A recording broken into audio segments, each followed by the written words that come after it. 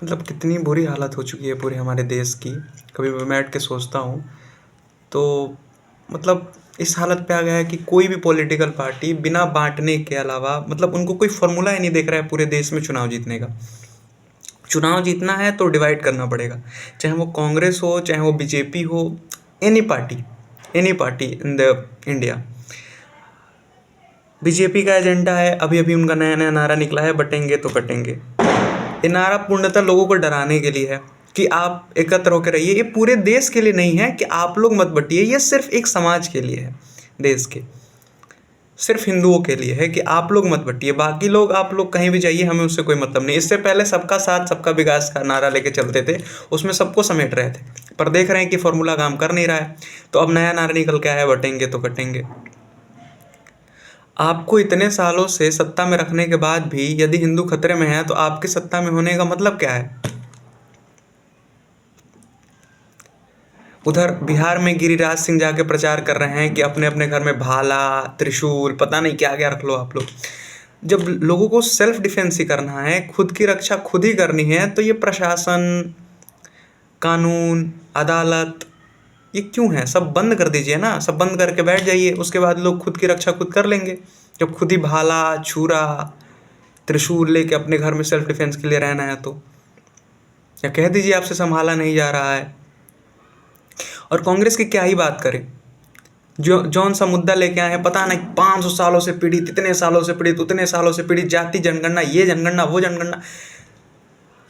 या तो आप लोग रियलिटी से कट ऑफ हो गए हैं, या तो आप लोगों को मतलब सब यही सच है कि देश की जनता ने ही वो मैसेज दे दिया है कि आप जाति के नाम पे ही आइए तभी हम आपको वोट देंगे। या तो आप पोलराइज करिए, आप विकास की बातें करेंगे, आप रोज़गार की बातें करेंगे, आप महंगाई की बातें करेंगे, एजुकेशन की बातें करेंगे, हॉस्पिटल की बातें करेंगे, इन सब चीज़ों पे हम आप नहीं सुनेंगे आपको। सीधी सी बात है, आप आइए, हमको बताइए कि हम हीन हैं, हम तुच्छ हैं, हमारा मतलब जो अंदर से विक्टिम वाली जो फीलिंग है उसको सेटिस्फाई कीजिए आप कि हाँ हम पीड़ित हैं इतने सालों से, हमें अधिकार मिलना चाहिए, स्पेशल स्टेटस मिलना चाहिए। भले हम आपस में ही एक दूसरे के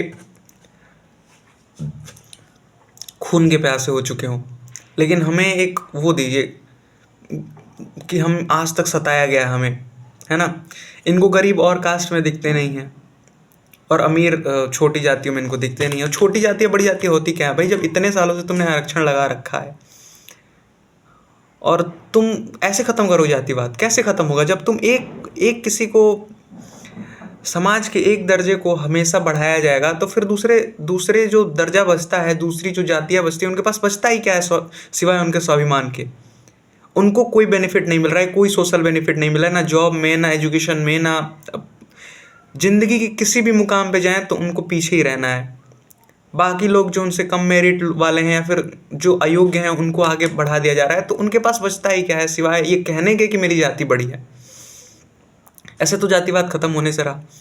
मतलब ए टू जेड जितनी पार्टियां अभी हिंदुस्तान में हैं, आप देख लीजिए इतिहास उठा के, सब पहले से इस समय पे ज़्यादा वो डिवाइड एंड रूल वाली पॉलिसी पे काम कर रही हैं। बांटते रहो फिर राज करते रहो। और इनमें मैं इनका दोष भी नहीं मानता, क्योंकि ये वही करेंगी जो जनता का मतलब जनता जो चाहेगी। जनता जिन मुद्दों पे रिएक्ट करेगी, जिन मुद्दों पे वोट करेगी, वो वही मुद्दे लेके आएंगे। आपने देखा होगा जब एक टाइम पे लोगों के दिमाग में बहुत नेशनलिज्म, देश का विकास, ये वो फलान ढिमकाना आ रहा था, तो 2019 में पूरा बीजेपी का ऐसे जो कैंपेन ही चला था इलेक्शन का, वो इन्हीं बेसिस पे चला था कि हमने ये कर दिया, ये घर बना दिया, वो घर बना दिया, ये कर दिया, वो कर दिया। 2024 में भी एक हद तक चला था, लेकिन अब नहीं चलने वाला है, क्योंकि इन सब मुद्दों पे वोट ही नहीं देती जनता।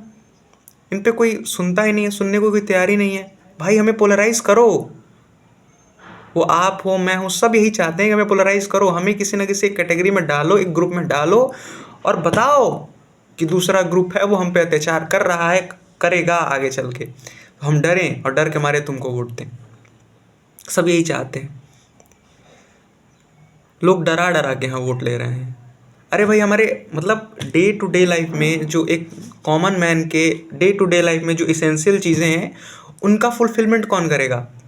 हमें नहीं मतलब है कि हम किस जाति से हैं, हमें रोज़ प्रताड़ित कोई नहीं करता है, हमें रोज़ जाति के नाम पे गालियाँ नहीं पड़ती हैं भाई, और ना ही हमें धर्म के नाम पे कोई रोज़ टॉर्चर कर रहा है। रोज़ जो चीज़ें हमें अफ़ेक्ट करती हैं वो है आटे, चावल, दाल, गेहूँ, सरसों का तेल, इन सब के दाम, सिलेंडर का दाम, बेरोज़गारी, स्कूल की व्यवस्था, हॉस्पिटल की व्यवस्था, सड़कों की व्यवस्था, ये अफ़ेक्ट करती हैं हमें। इन चीज़ों को दुरुस्त करो ना, पहले ये सुधारो, एक कॉमन मैन की ज़िंदगी को आसान करो। सिवाय उसके वो 12 घंटे ड्यूटी कर रहा है, खट रहा है, और सेविंग्स के नाम पे उसके पास कुछ है नहीं, सारा पैसा टैक्स में चला जा रहा है, ये टैक्स वो टैक्स। एक कार खरीदने के लिए उसको 5 साल 10 साल सोचना पड़ रहा है। कार खरीदने जाएगा तो टैक्स, रोड पे चलाएगा तो टोल टैक्स, उसके बाद तेल का जो इम्पोर्ट हो रहा है दूसरी कंट्रीज़ में, कम दाम पे होने के बावजूद भी वही प्राइस है पेट्रोल की और डीजल की हमारे इंडिया में, वहाँ भी लूटे ही जा रहे हैं। कहाँ से लाएं इतना पैसा? आप बांट दीजिए सबको हिटलर की तरह। आम समस्याओं पे ना हम सुनने को तैयार हैं नेताओं को, और ना नेता बोलने को तैयार हैं। तो ये सब हमारी गलती है, और बस